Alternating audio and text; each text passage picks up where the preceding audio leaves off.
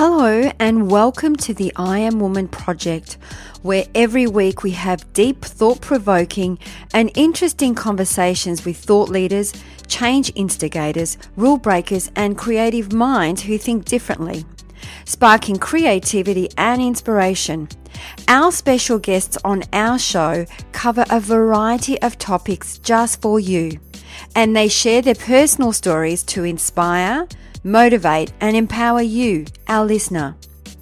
The I Am Woman podcast is produced for your enjoyment, and show notes are found at www.catherineplano.com. Come back often and feel free to add the podcast to your favourite RSS feed or iTunes. All links are in the show notes. Now let's get into the show.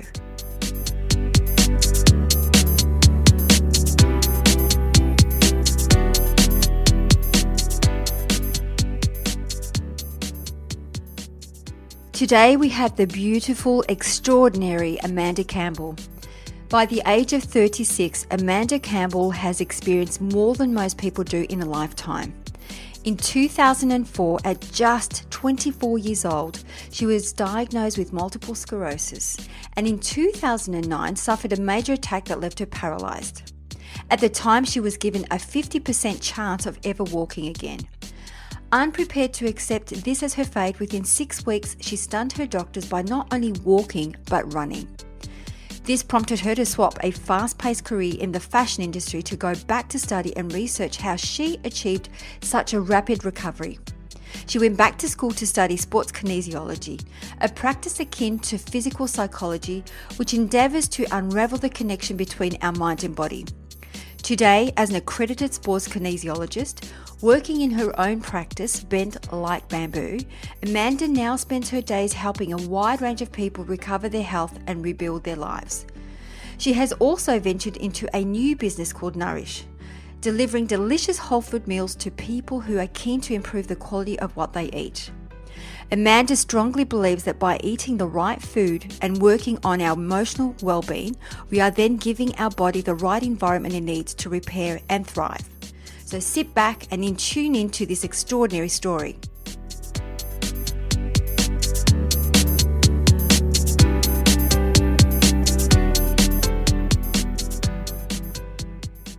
So welcome to the show, Amanda Campbell. How are you today?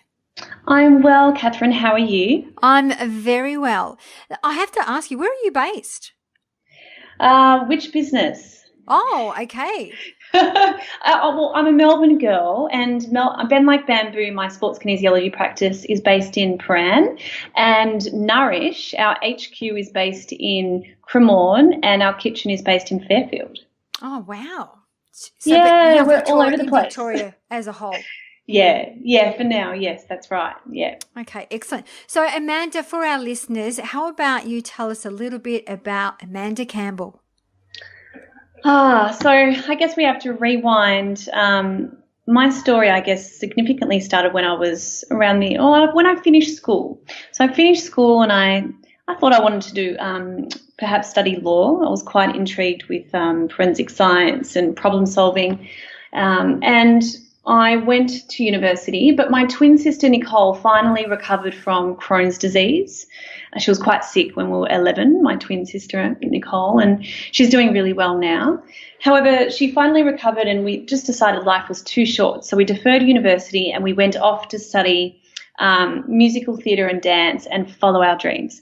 So we found every single recording studio we could find and we started to sing and write our own music. And this was the same time, around 19, the age of 19, I started to first experience symptoms.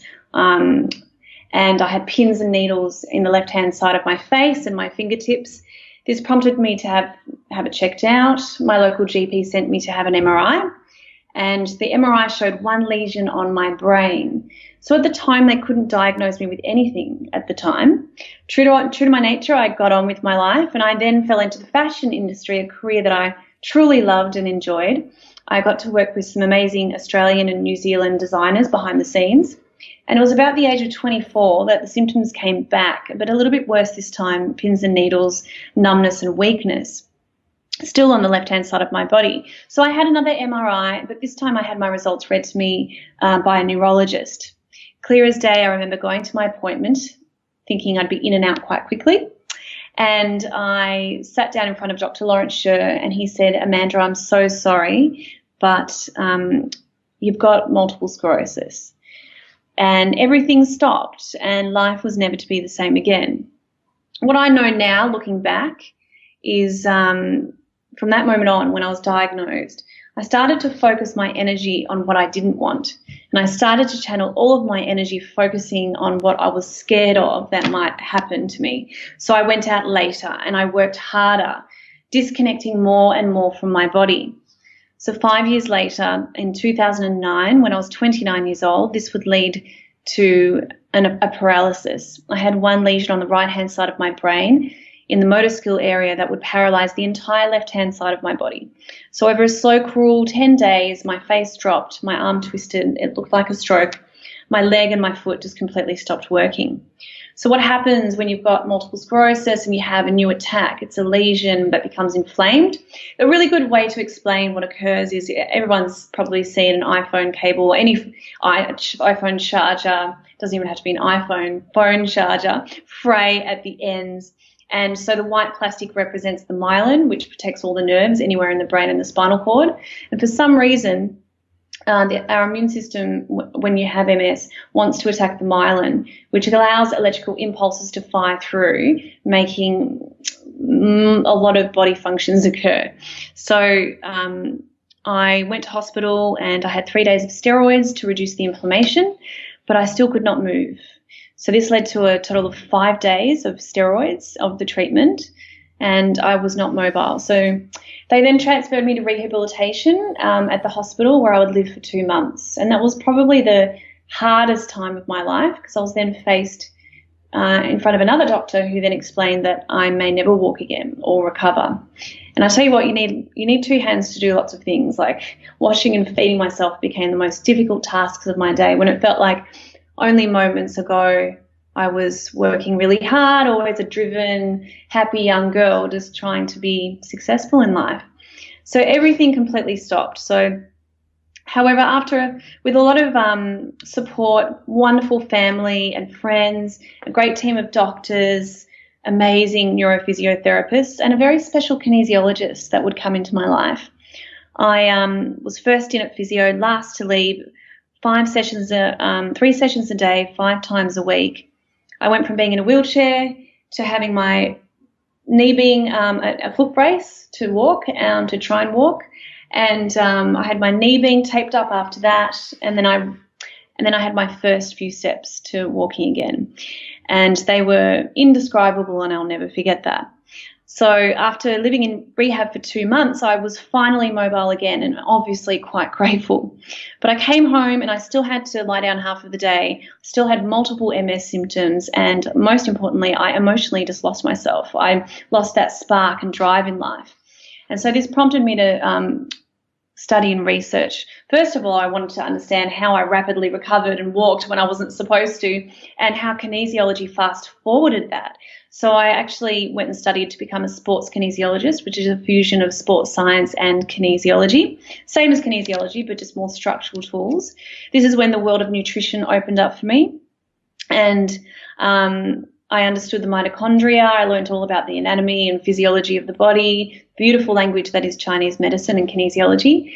And then I came across Dr. Terry Walls, who has a very famous TEDx talk. She's a neurologist in the States, and she has progressive MS.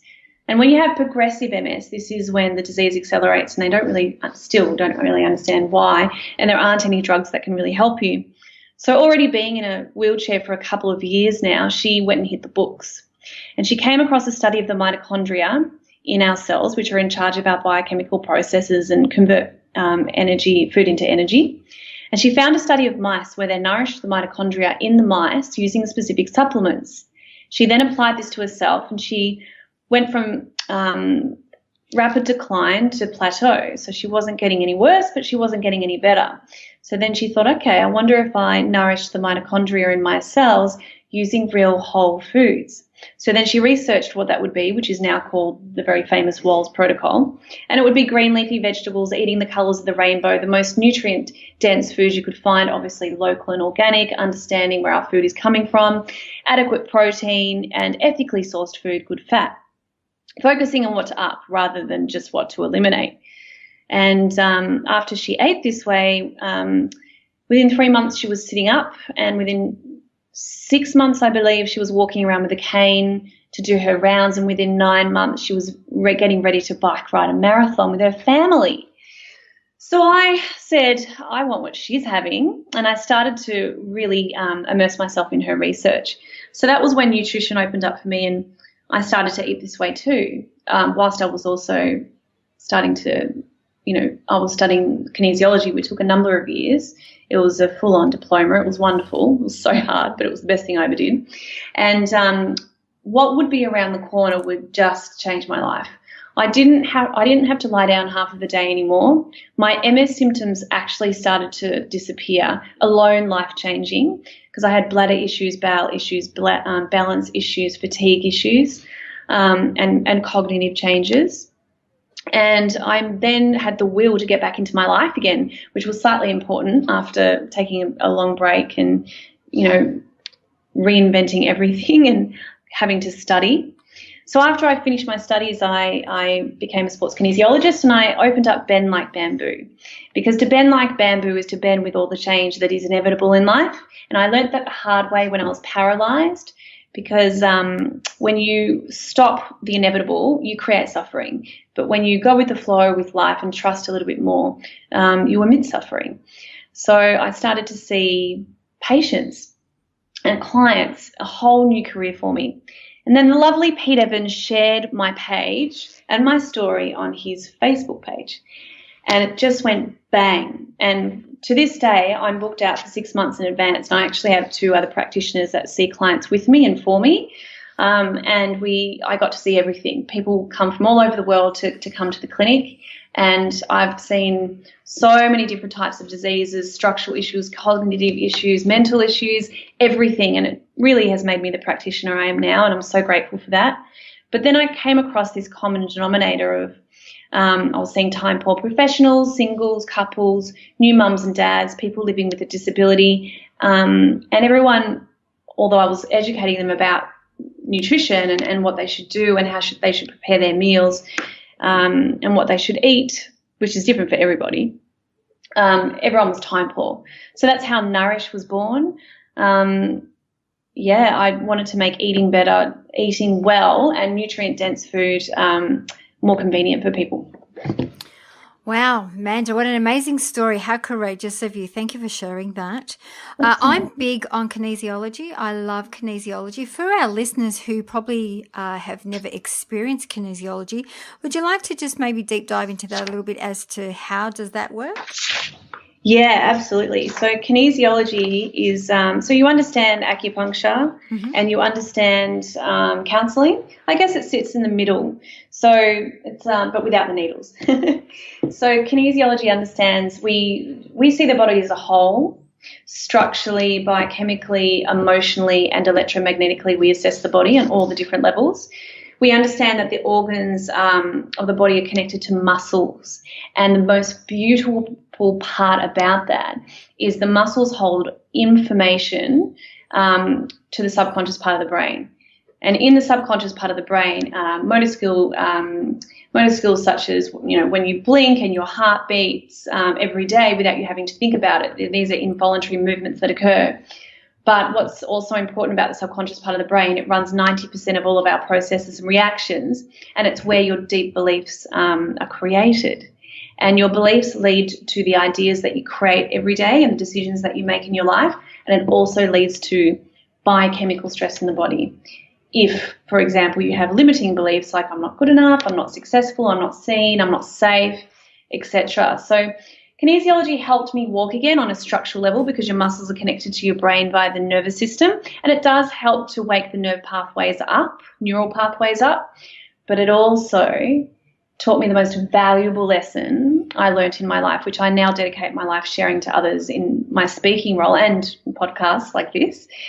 It really taught me that how you think and feel every day is absolutely connected to the biochemical stress that can occur to your body and in your body. And it is also linked to the reality that you'll see around you. So, for example, if I said red BMW to you right now, I bet you for the rest of the day or the evening or tomorrow, you might all of a sudden see more red BMWs than before. But that's because it's now in the forefront of your brain. And when we really understand what makes us tick, we can be more in control of our lives, more empowered, healthier, happier people.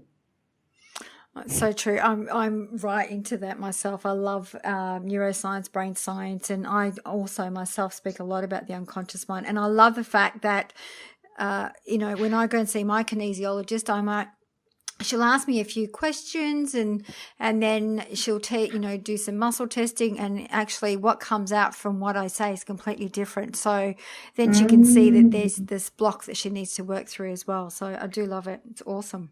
Well, that's exactly right, because your ideas sometimes aren't aligned with your deep beliefs, and that's when you're muscle testing, other things can come up.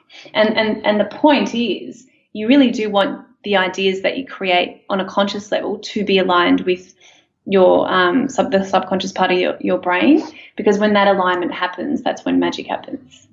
So true. And Amanda, as I was listening to you, I always say things happen for you, not to you. And, sometimes these kind of things that happen for us are almost like a blessing in disguise. And I'm listening to you, you're so passionate about what you do.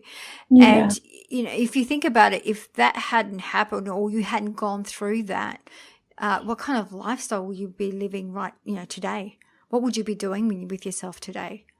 Gosh, exactly. Who knows? I don't know, but what I do know is that I live my life awake and aware now. I have a thorough understanding. I think it comes down to three core things. I think when you've gone through absolute loss, you have to reset and restart, but you have to lose old ideas that you've created about yourself to be the next grandest version of yourself that you are now. So I think now I am able to see obstacles as opportunities in my life. This also translates into my business life as well. So everything I learnt walking again and paving my personal pathway, I guess, is how I've created 2 startups, I think.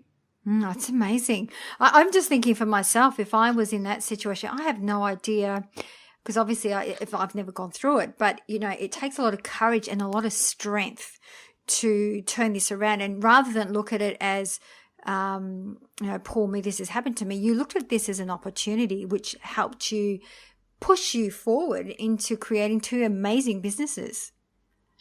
Yeah, it's amazing. I would never have, if you had have told me what I'm doing now is what I would be doing, and even 5 years ago or 10 years ago, I would have laughed at you. But the other pivotal key part of that, the catalyst of change, I think, is, when I said earlier that what I realized looking back at age 24 when I was diagnosed with MS, I focused all of my energy on what I didn't want. But it was when I had one pivotal moment when my toe moved for the first time on my paralysed leg that I saw hope. I started to channel my energy differently, and I started to focus on what I wanted, which was to get my body and life back. And when, what you focus on will give it energy. And my life completely changed once I learned that. And it also, again, applies in business. Oh, so true. Absolutely. So true. So what's the best part of the work that you do? Helping people, being of service. I think it's really important to make a difference.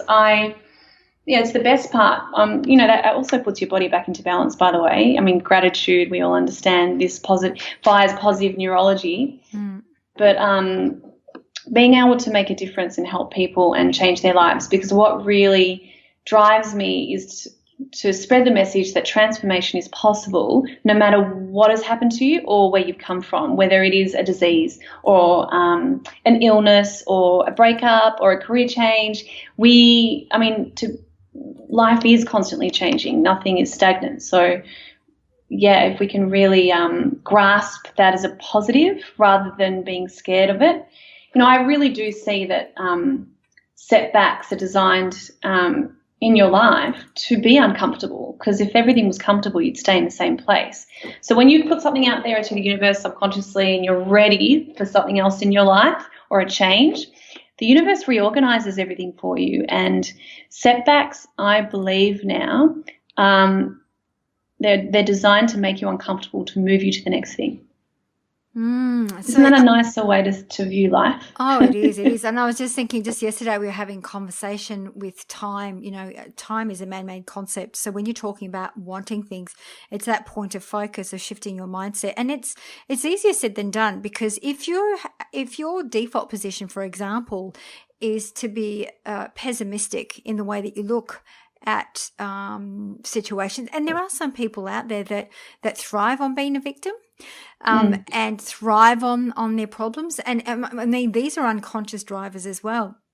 So for our listeners, and if they tend to lean towards that way, what would be something like one key thing that you would suggest for them to do as a way to move forward, to help them move forward? You know, feeling sad and in that victim mode, there's a neural pathway for that. So you need to rewire the brain, and you need to create a stronger motor pathway to be positive. And one of the only ways that I've really found an effective way to do that is kinesiology. Okay. So you're saying kinesiology would help, as it'd be a great tool to assist you moving forward. Okay. Immensely, because then you can understand why this all started, when it all started, and getting to the core of the issue is pivotal. And then you need to rewire your brain to create new motor pathways and beliefs and ideas and, you know, techniques. And we give you homework and we help you all along the way to be the next version of you. And you should always do that throughout life. I don't think it ever changes. It's an ongoing journey. Yeah, I totally agree with you. I'm right there with you. It's just that I know that there's sometimes we've had those kind of conversations. It's like, you know, either it's in you or it's not. And I believe that we all have it. It's just about our choice, whether we want to connect with that piece or not. Well, absolutely. And I also am quite passionate about getting people to understand, don't wait for something to hit you. Like that's what happened for me. Yeah. Like I physically being paralysed before I worked all this out. You know, constantly reassess your life and progress forward and, you know, reassess where am I at, where, you know, what's going to make me happy, and don't wait for things because your body will stop you. So physical symptoms are an end result of you not listening to something mentally or not dealing with something in your mind. So kinesiology is a great tool to be able to deal with past trauma and be the best version of yourself. And so it's so true that so often we wait for something like this to happen before we do anything about it. I think that's just human nature, isn't it? We just tend to wait for something really bad, or, you know, for you to, even for myself, I know I had to have almost a nervous breakdown before I made massive changes in my life, but it took that. And that for me, I always say that that's a blessing in disguise, because the way I live my life now is so different to what I used to be like those years, many years ago, but still. I think it also creeps up on you again and again. Like I've learned some enormous lessons when I was sick and when I was paralysed and when I walked again. And then now I'm in business and I've got the 2 businesses, and, you know, I've caught myself making similar mistakes again and going, I feel like I can't get off the treadmill again. And that's how I got there. But at least I've learned, and I'm catching myself earlier saying, okay, what's driving me to push myself so much? And when you can, again, you've just got to understand what makes you tick consciously and subconsciously. Yeah, so true, so true. So, Amanda, with the benefits of hindsight, what would you have done differently in your life or career? If I could look back? Yeah.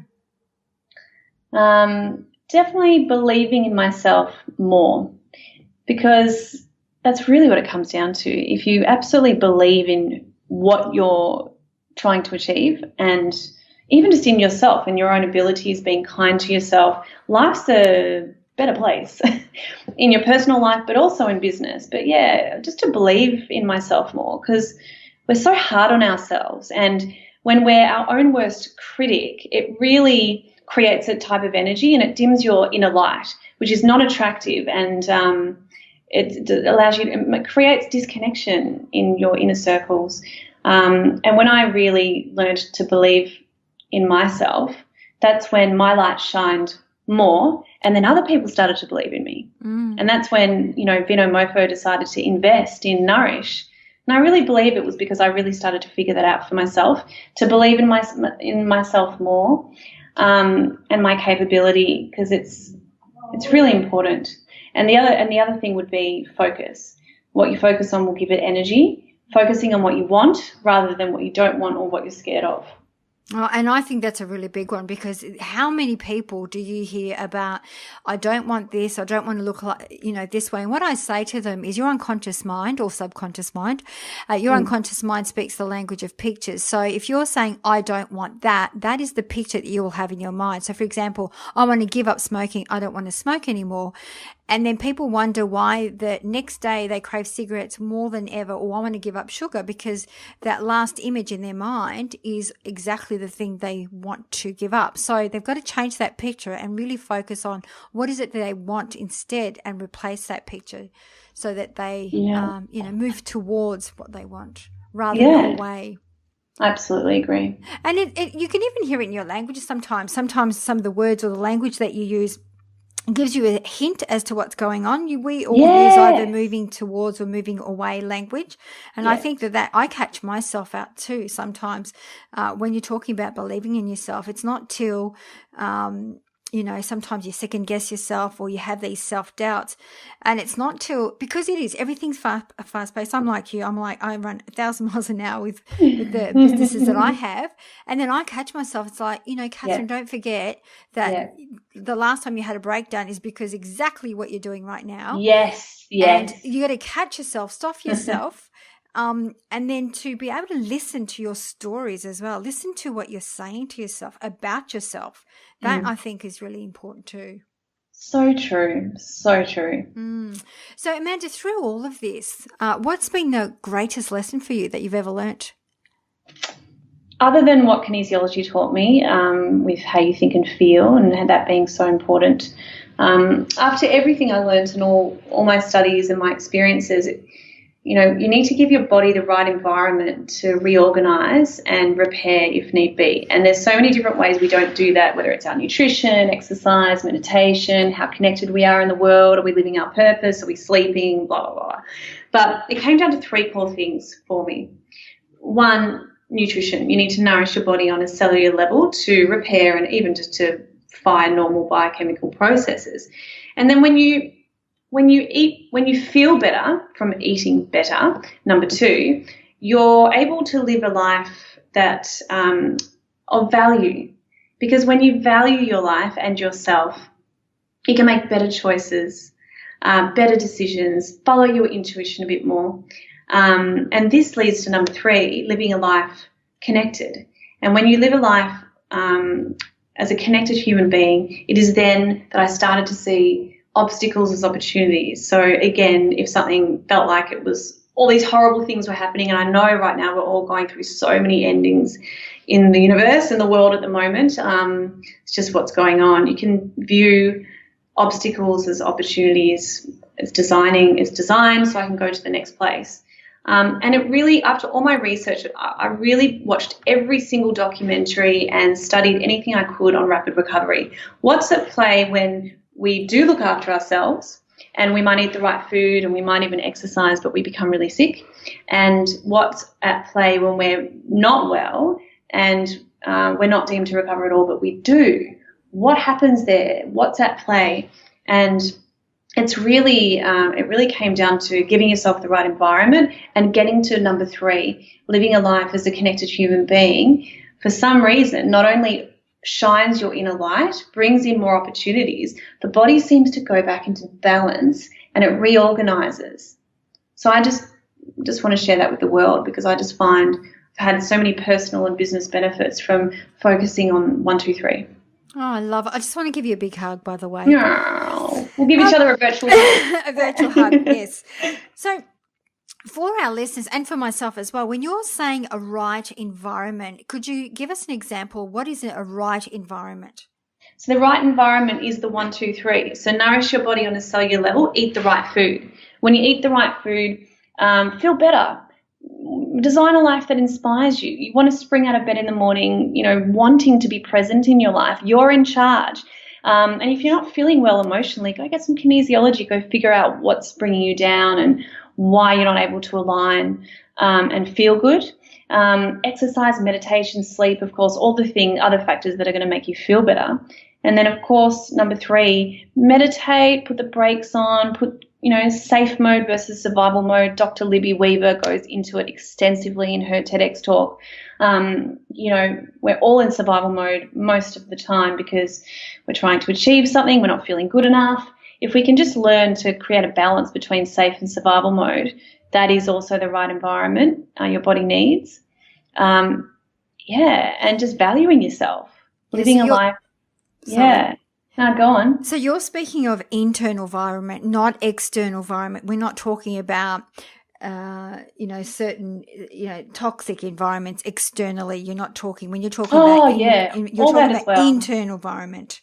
Well, there were 3 core things. I like, because we could go on and on with so many things. I like to simplify things. Like, they're the 3 core things that really create a catalyst for change for me. And then that's what I share. And I also take a very balanced approach. I absolutely utilize all that Western medicine has to offer me that's right for me. And I combine that with complementary medicine. But once I addressed my nutrition on top of that, that's when my results became most profound. And so, absolutely, it's external, it's internal, it's toxins, it's all of that. But for me, it was those 3 pivotal things. Okay, thank you. So, Amanda, what advice would you give your younger self? Do what blows your hair back, because that's a key to finding your purpose. Whatever it is that you don't care if you get paid and you just can't wait to do it again, and something that really lights you up. Your desires are a key, a clue of how to get there. That's the other thing. There's so many clients I see that I just don't know what my purpose is. And I think that when I go back to the 1, 2, 3, nourishing their body on a cellular level so they can fire better neurology and their biochemical processes work, then they're feeling better about life, and then they're able to sit in a meditation because they're more connected and their soul wants to be in their body. That's when you can truly, I think that's what leads you to your purpose. When you're more guided with, intuition. So do what blows your hair back. You're in charge. I love that. And everything always works out. So it doesn't matter how many mistakes you make. Nothing is a mistake. Just be happy and just try, just give it a go, And I think you are on purpose because you are so passionate about what you do. And I really believe that when you are so passionate like you are on purpose. You are doing exactly what you are meant to be doing. Yes, I agree. And thank you for saying that. I do. I just feel I wasn't always like this. There was absolute moments, times in periods and phases in my life when I just felt so disconnected, so unguided. But I wasn't looking after myself. I wasn't, the 1, 2, 3, 1, 2, 3. Yeah, and sometimes we do that. I think sometimes we get disconnected because I believe our focus is really on the external stuff. And I think it's like you said, you need to go inside, whether it's meditation, mindfulness, but you need to go inside and look after your internal environment, whether it's with food, meditation, what you were saying, mindset as well, being able to listen to those thoughts and stories that you're telling yourself. Yeah. All play a big part. And your life is a mirror image of what you deeply believe about yourself. That's so true, so true. So, Amanda, who's been your greatest influence? That's hard to answer that question because there's been quite a few, but I must mention my partner, who is also my business partner, Scott Julian. He's the other co-founder of Nourish, and I met Scott. So there was a period of time, obviously, when I was going through that really difficult time when I just couldn't date, and I just was single for quite a period of time. And that was good because I was on a personal journey. And it's hard, so what do you do? Oh, I haven't been working for a couple of years. Oh, I've got MS and I just came out of being paralysed. Is not the best topics of conversation on a first date. But when Scott and I met randomly through friends of friends on Facebook, I think he was selling an Xbox, and my roommate was streaming Foxtel through his Xbox, and I had this crazy idea in the middle of winter that I wanted to do the same thing. So I posted on Facebook, who has an Xbox? And our friend Tim put us together in a message, anyway, one thing led to another, and we went out on our first date. And for the first time, I felt special rather than disabled. And he really helped me believe in myself just by loving me and supporting me. And he was quite excited about what I had accomplished. And in the startup world, he's in the tech startup world, really smart guy. I think his talent is to see opportunities when other people don't. And that translated into us falling in love, and we've been together for 3.5 years. So he's definitely a great influence in my life. Our investors, Vino Mofo, Justin and Andre, not only are they investors of ours for the business, but they've been true mentors and a wonderful support, being a baby company of theirs in our board meetings that we have monthly. It's so wonderful to be able to have advisors and people that really care about my vision. Wow, it's amazing. I love it. So we always ask our woman of inspiration to pick one word that best describes your personal brand. So Amanda, what would be that one word? Oh, the one word that does transformation. I can see that. Absolutely. Transformation is yours. Now, the other thing that we do as we wrap up the show, we always ask our woman of inspiration to leave our listeners with 3 golden nuggets. So what would be your 3 golden nuggets that you would like to leave for our listeners? The first one would be, my first tip is do something that scares you every day, because success is behind the very thing you are way too scared to do. So absolutely you should do exactly that, and you should rewire the brain by practicing doing something that scares you first every day. The second is meditation. Meditate 3 times a day minimum. Start your day this way, end your day this way, and perhaps have intervals during the day. I love apps such as Smiling Mind, Buddhify, Headspace. No excuses to not meditate on the fly, as well as in quiet space wherever you are, because you need to reorganize your energy. You know, even if it's just my team and I did 2 blocks in 2 intervals today just to reorganize our energy. And as I said before, do what lights you up. It's your job. It's your job to light up in this world. And go find your purpose, because it leads to happiness and fantastic health. Oh, I love it. So Amanda, curiosity is what I'm feeling right now. When you're saying do something that scares you, could you give us a couple of examples, some of the things that maybe you do that scares you? Oh gosh, the amount of things I have to do every day. So I guess what scares me? Well, when I first went into business, everything scared me because it was board meetings and numbers and spreadsheets. But I had a message, and I've had some very kind people in my life nurture me through. It's not easy public speaking, and there was something about it that drew me to it. And I guess everything I've done in my life, which makes me realize there are no mistakes, from when I sang, practiced being on stage, to when I was working in fashion. Everything led to what I'm doing now, and I've doubled down now on what lights me up. And what lights me up, which used to scare me, was speaking and inspiring people to make a change in their life. It's not normal to feel crap and just spreading that message. But if I didn't do what scared me, which was getting out on that stage and practicing and practicing and practicing, doing it over and over again, I wouldn't be doing what I'm doing now, which every time, even just as I'm sharing this with you, I know that this is lighting me up. And I know that I'm firing beautiful, positive neurology that's keeping me very healthy. And this is actually my 7th year of clear MRIs now and virtually no more symptoms. Wow, that's amazing. Congratulations. And that's through all your sheer hard work. Yeah, and doing what scares you, just do it. I mean, even just something little I can think of now. When I was really not well, I was living with my twin sister for a long period of time, and then she was she was ready to move out and do something else, and I was so scared, especially when people had to wash and feed me, and I got so reliant on my beautiful family, and I was just so scared of moving out on my own again. But when I did that, it was the best thing I ever did, because that's when I gained my independence. I went back to school. just life just got so much better. And so that's when I really learned, do what scares you the most, because that is exactly what you should be doing. Wow. Love it. Absolutely love it. So Amanda, where can our listeners find you? Super easy. If you want to try Nourish, www.nourish with 2 S's.com. And if you want to explore kinesiology, simply bendlikebamboo.com. I love the name. It's awesome. So Amanda, thank you so much for your time. Such an inspirational story and such a courageous woman. I'm sure that our listeners are absolutely going to fall in love with you.